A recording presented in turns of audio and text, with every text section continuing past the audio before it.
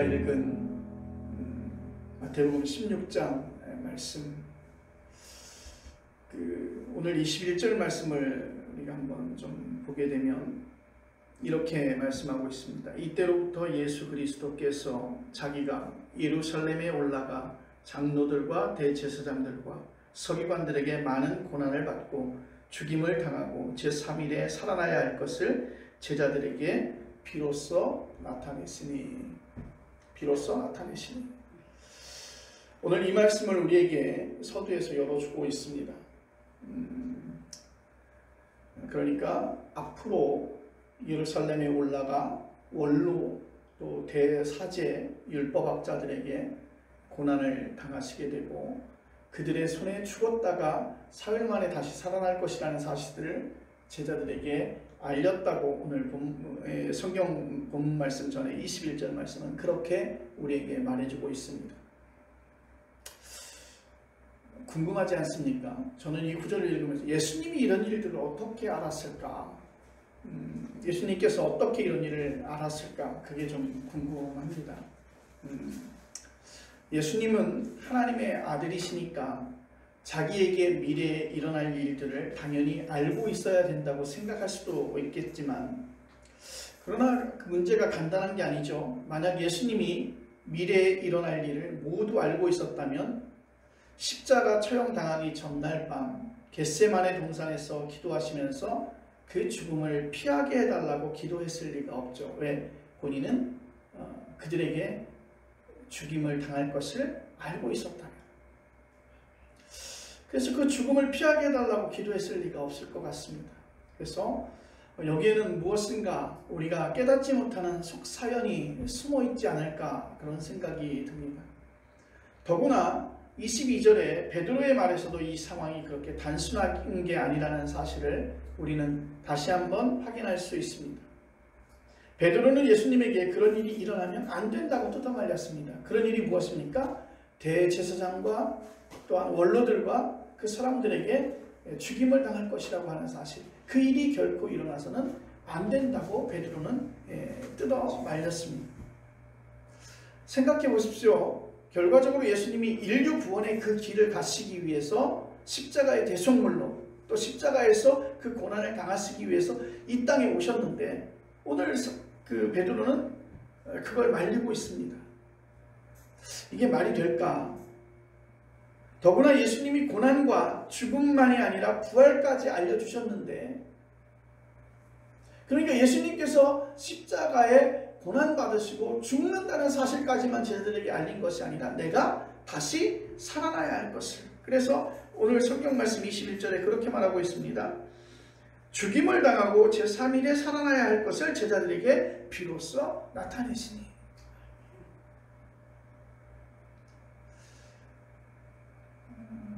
베드로는 십자가는 그렇다 치고 부활까지 일어나면 안 된다고 주장했을까? 그렇지 않았을 것이라고 생각이 되어집니다.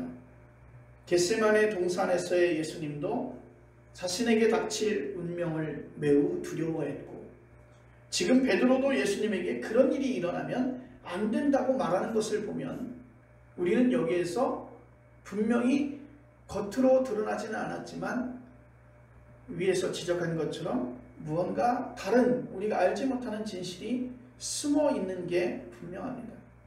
그게 무엇일까? 오늘 이 시간 우리가 가만히 그 말씀을 생각해 보길 바랍니다. 오늘 그 말씀의 해답은 메시아의 고난입니다. 예수님과 함께 지내던 제자들과 그 이외에 초기 기독교에 동참한 많은 사람들에게 풀기 힘든 문제가 하나 있었는데, 그것은 바로 메시아의 고난입니다. 여러분, 메시아는 나를 구원하기 위해 오신 인물이죠.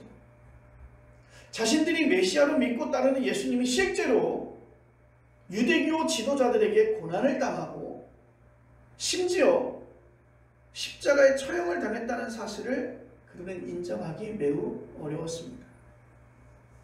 혹시 그들도 이런 생각하지 않았을까요? 예수님을 메시아라고 생각했지만 실제로 보니까 예수님이 메시아인 것에 대해서 약간의 혼란이 오지 않았을까요?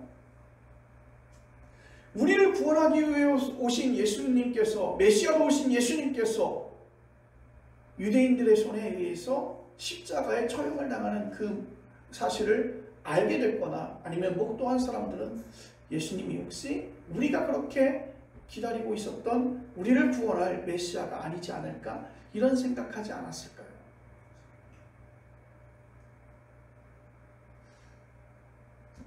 결과적으로 우리는 그 말씀을 합니다. 예수님의 십자가는 인류 구원의 길에서 뭐가 받아들이기 어렵냐 하고 생각할 분도 있을지 모르겠어요. 그런데 그렇지 않습니다. 예수님의 십자가가 인류 구원의 길이라는 사실은 여러분 나중에 이해된 거예요. 지금에 와서 우리가 이해된 거예요.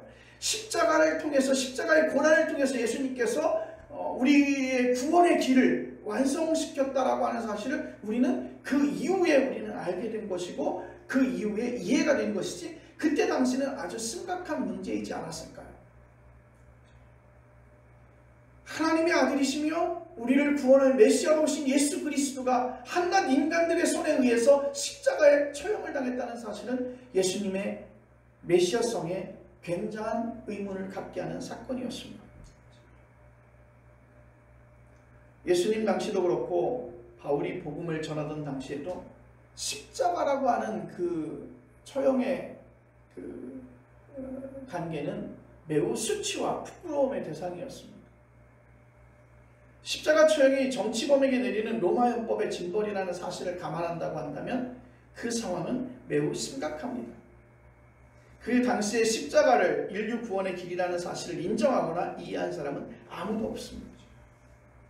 우리는 지금도 그 십자가를 바라보면서 예수님의 고난을 생각하고 예수님의 부활을 생각하고 우리의 구원을 생각하고 하나님의 사랑을 우리는 그 십자가를 통해서 느끼지요. 그런데 그때 그 사람들은 십자가를 통해서 많은 수치와 부끄러움과 그리고 고통을 생각을 했다는 것이죠. 자랑할 만한 것이 아니었어요. 그 십자가가 자랑할 만한 것이 아니었어요. 베드로가 예수님에게 그런 일이 일어나면 안 된다고 말린 것도 바로 그런 이유 때문이었을 것입니다. 그들이 메시아의 고난을 받아들이기 어려웠다는 것은 매우 당연합니다. 유대인들에게 메시아는 정말 엘리야처럼 초능력적인, 초자연적인 그러한 존재였다는 것이죠. 메시아는 주변의 모든 제국을 무너뜨리고 이스라엘을 중심으로 새로운 국제 질서를 세울 그런 존재로 그들은 생각하고 있었습니다.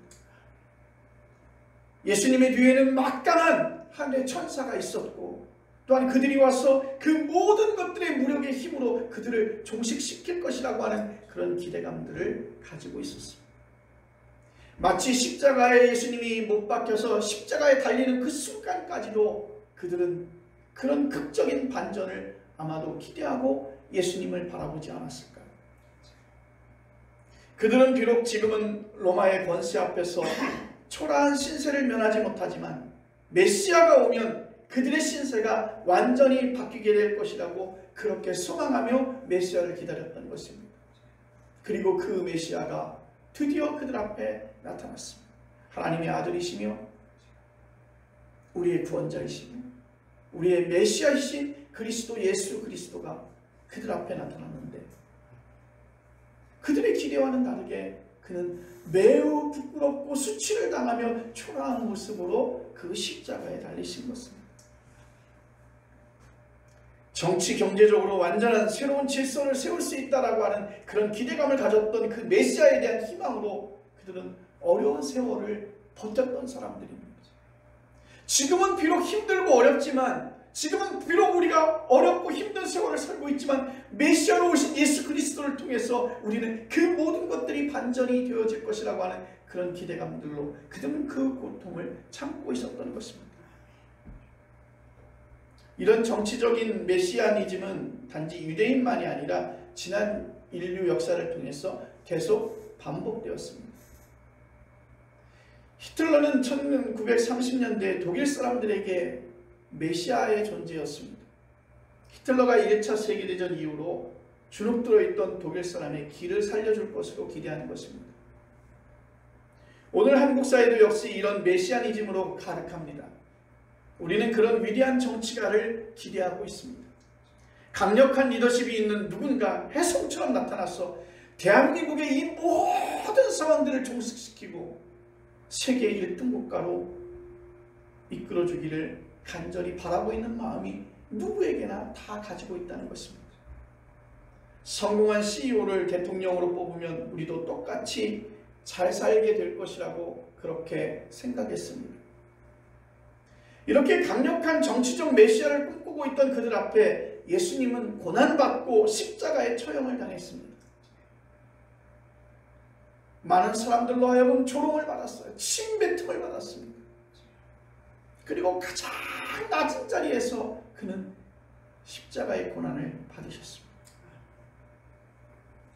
예수님을 지금껏 따르던 사람들과 제자들이 그런 사건 앞에서 매우 당혹하지 않았을까요? 전혀 한 번도 생각해보지 않았는 예수님의 끝 모습이었습니다. 그들이 생각하기에는 예수님의 끝 모습이죠. 왜? 사람은 심장이 멎으면 죽으니까.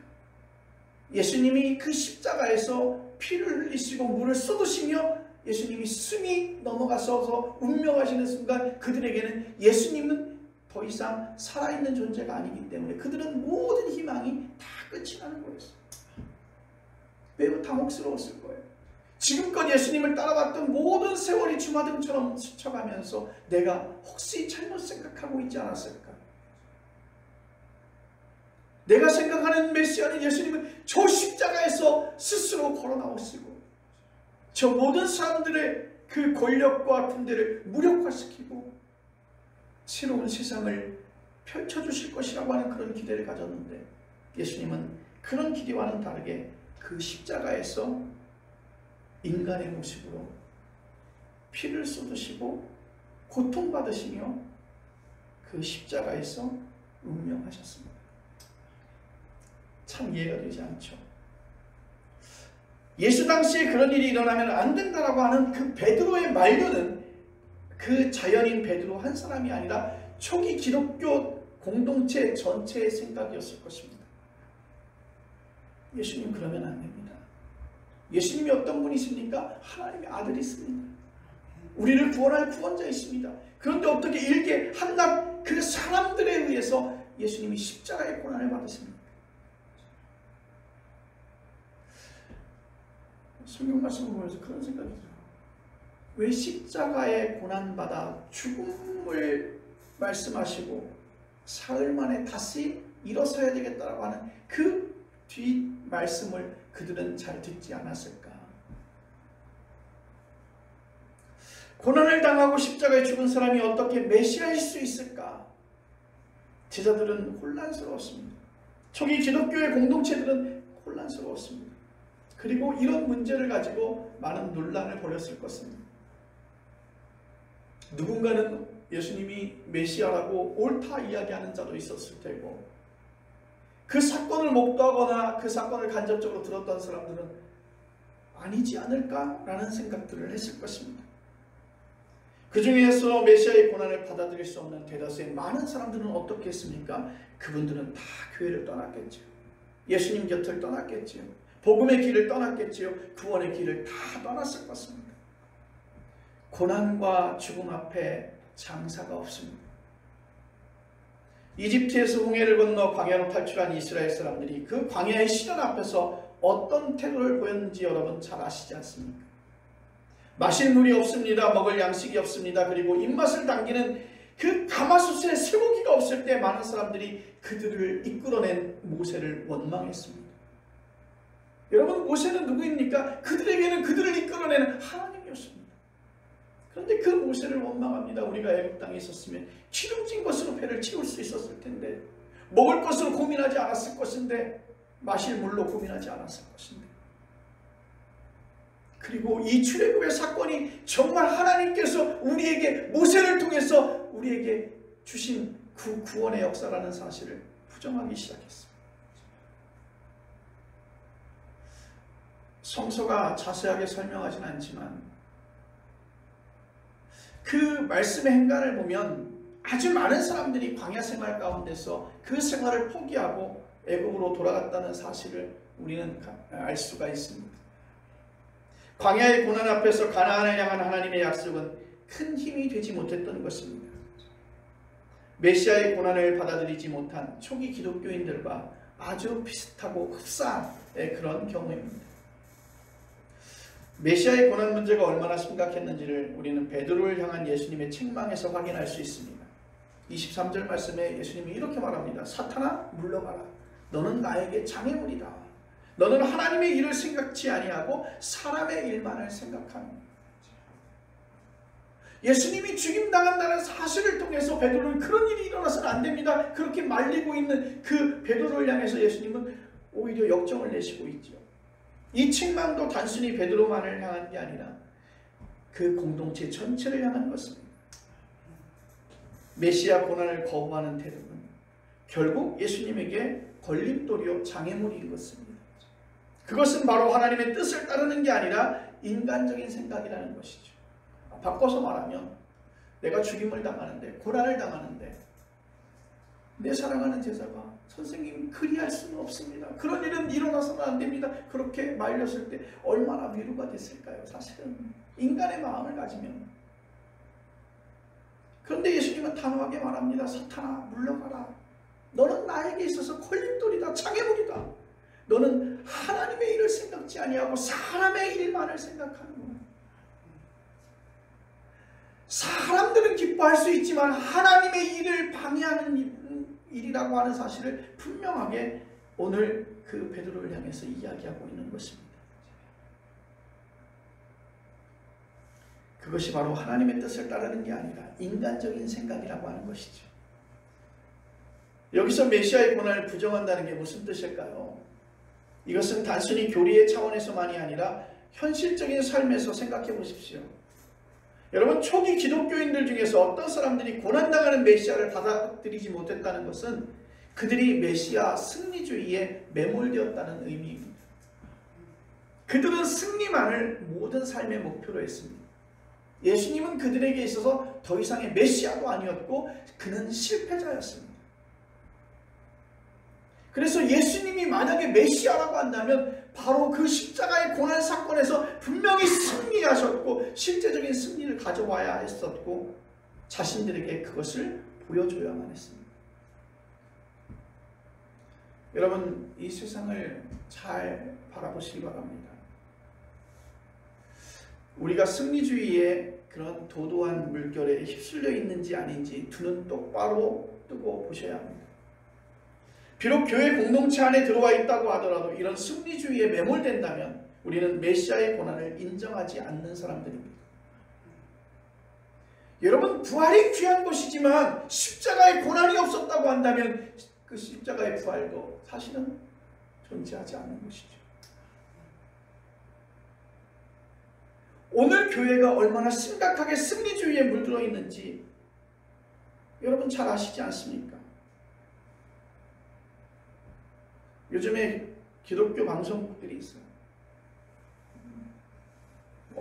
일반 TV 방송국에까지 기독교의 방송들이 활동 영역을 넓히고 있는데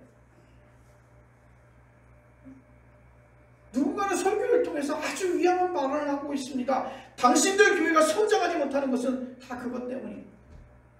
그렇게 큰 소리 쳐요. 이런 진술이 전형적인 승리주의라고 하는 것이죠. 이런 유형의 신앙에 물든 사람들이 메시아의 고난을 받아들이지 않는 겁니다. 다른 표현으로 말하면 십자가의 고난받고 죽으신 예수 그리스도는 그들에게 있어서 창피한 인물이었다는 것이죠. 실패한 인물이었던 것이고 그래서 그들은 그 예수님의 곁을 떠난 것입니다. 그리고 교회를 떠나는 것입니다. 여러분, 그 고난이 지금도 우리들에게 닥쳐올 때 우리도 그렇게 교회를 버리고 주님을 버리고 하나님을 버리고 우리 떠나지 않습니까? 하나님의 교회라면 승리해야 되겠죠. 하나님의 교회라고 하면 승승장구해야 되겠죠. 그래서 그들은 그 승리주의에 매몰되어 있는 것입니다. 그런데 오늘 성경은 말합니다. 자기 십자가를 지라고 말하고 있습니다. 옆에서 보기에 민망할 정도로 베드로를 책망하신 예수님은 이제 제자들에게 그렇게 말합니다. 각자 자기의 십자가를 지고 당신을 따르라고 말씀하셨어요. 여러분, 여기서의 십자가는요, 예수님이 골고다 언덕에서 지었던 그 십자가를 가리키는 것이 아닙니다. 모두 예수님처럼 십자가에서 죽으라는 뜻도 아닙니다. 그리고 그것은 바로 고난을 상징하고 있는 거예요. 예수 그리스도에게 고난이 있듯이 우리 예수를 따르는 제자들에게도 각각의 고난이 있다는 것입니다. 이 고난이 구체적으로 무엇인지는 다른 사람들이 대신 말해줄 수 없습니다. 각각의 삶이 다르듯이 각각의 고난도 다르게 나타날 것입니다. 예수 믿느라고 당하는 어려움이겠지 하고 생각하는 분도 있을 것입니다. 믿지 않는 집으로 시집간 며느리가 신앙생활을 하기 위해서 당하는 그 어려움 같은 것들 말이죠.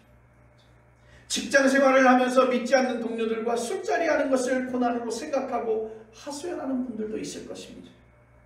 그런 어려움들은 오늘 본문이 말하는 십자가와는 거리가 있는 것입니다.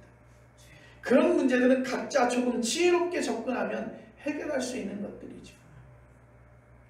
여러분, 오늘 본문이 말하고 있는 십자가와 고난은 지혜로 해결될 문제가 아닌 것입니다.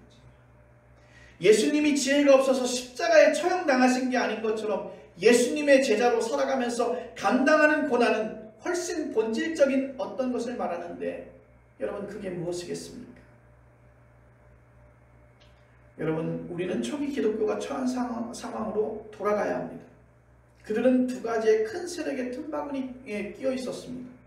하나는 유대의 종교 권력이었고 다른 하나는 로마의 정치 권력이었습니다. 유대교는 율법을 강요했고 로마는 황제 숭배를 강요했습니다. 율법 없이 예수만을 믿는다는 사실은 분명히 십자가이며, 황제가 아니라 예수만이 주, 곧 퀴리오스라고 믿는다는 사실도 분명한 십자가였습니다. 초기 기독교인들은 그들이 예수의 제자로 살아가는 그 동안 끊임없이 이런 종교적인 선택과 정치적인 선택을 강요받았던 것입니다. 그것이 바로 그들이 감당해야 될 십자가였습니다. 경우에 따라서 그들은 그것을 감당하기 위해서 순교자가 되기도 했습니다. 그것을 감당할 수 없는 사람들은 배교자가 될 수밖에 없었습니다. 참으로 험악한 세월이었습니다. 오늘 우리는 초기 기독교인들이 처한 상황을 실질적으로 받아들이기 매우 어렵습니다. 우리는 그런 강요를 한 번도 받아보지 않았습니다. 지금 기독교인이 감당해야 될 불이익은 거의 없으며 있다고 하더라도 그렇게 심각하지 않습니다. 대한민국에서는 장로 대통령이 나온 뒤로 오히려 기독교인이라는 사실이 기득권으로 작용하는 게 아닌가 하는 생각이 들 정도입니다. 소문에 대통령이 장로로 있던 교회가 수천 명의 신자들이 갑자기 늘었다고 합니다. 들리는 말로는 등록 신자들은 모두 받아들이지 않고 또 자격 심사를 했다고 합니다. 초기 기독교와 전혀 다른 한국의 상황에서는 예수 믿는다고 해서 감수해야 될 그런 고난은 전혀 없는 것 같습니다. 오늘도 예수의 제자로 살아간다면 당연히 감당해야 될 십자가가 있습니다. 초기 기독교와 상황이 다르다고 해서 각자의 십자가가 없어질 수는 없습니다. 물론 초기 기독교 당시에는 종교의 자유도 없었고 정치적으로는 민주화와는 거리가 멀었고 인권이 완전히 무시되던 시절이었기 때문에 지금 우리와 상황이 크게 다르긴 하지만 근본적으로는 달라진 것이 없습니다. 그때나 지금이나 권력 중심의 세상은 늘 존재하고 그렇게 돌아가고 있습니다. 로마 시대의 이데올로기는 팍시 로마나였습니다. 로마의 평화만 보장된다면 그 어떤 것도 희생될 수 있었습니다. 오늘도 역시 그런 절대적인 이데올로기가 작동되어지고 있습니다. 학교 교육으로부터 기업과 문화, 심지어 법조계까지 돈이 완전한 권력으로 행사하고 있는 것을 우리는 알고 있습니다. 2000년 전과 다를 게 없다는 오늘 이 시대에 예수의 제자로 살면서 고난이 무엇인지 다가오지 않는다면 우리는 아직 예수의 제자가 되지 못한 것이겠죠. 십자가와 고난이 사라진 게 아니라 우리의 제자도가 희미하다는 말씀인 것입니다. 여러분이 이 문제를 조금 더 절실하게 이해할 수 있도록 한번 생각해 보기를 바랍니다. 초기 기독교가 유대의 율법과 로마의 황제 숭배를 강요받았다고 말씀을 드렸습니다. 이런 상황이 오늘도 사실 다를 게 없습니다. 율법과 황제 숭배의 핵심은 무엇입니까? 그리고 팍스 로마나와 황금 만능 이데올로기의 핵심은 무엇인가요? 다른 건 접어두고 안식일법을 향한 예수님의 투쟁만 생각해 보십시오. 예수님은 안식일을 핑계로 인간을 수단으로 삼는 유대 종교 권력과 싸운 것입니다. 예수님은 안식일을 위해서 사람이 있는 것이 아니라 사람을 위하여 안식일이 있다고 정말 그 당시로는 매우 혁명적인 발언을 하셨습니다.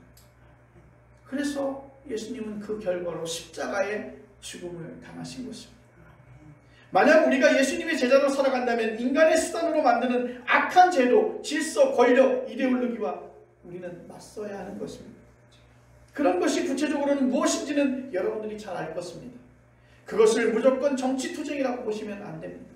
가정 안에서도 교회 안에서도 인간이 수단으로 벌어지는 일은 많이 발생하고 있습니다. 어쨌든지 그런 투쟁에서 우리는 결국 크고 작은 고난을 당하겠죠.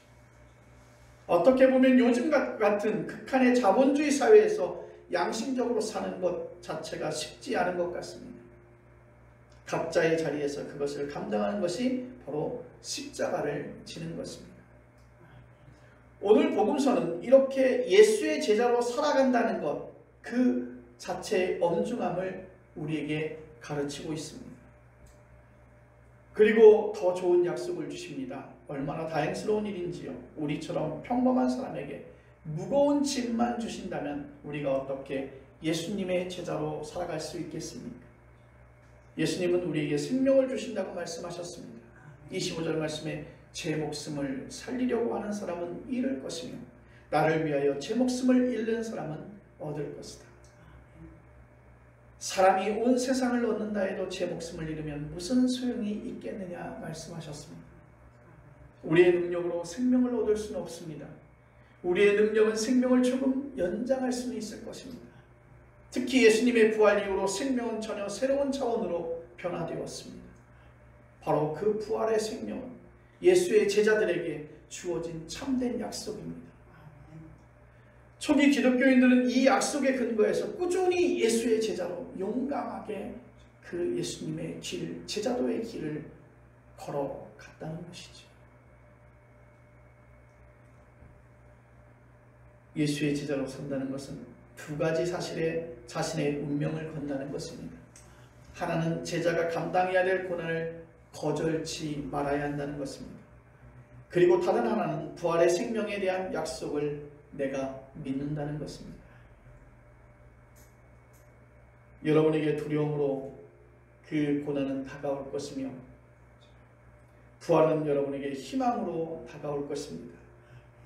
부활 생명의 희망으로 여러분 이 세상에서 당해야 될 그 고난의 두려움을 넘어서 예수님이 주시는 그 참된 제자의 길을 여러분 걸어가시기를 간절히 바랍니다. 기도하겠습니다.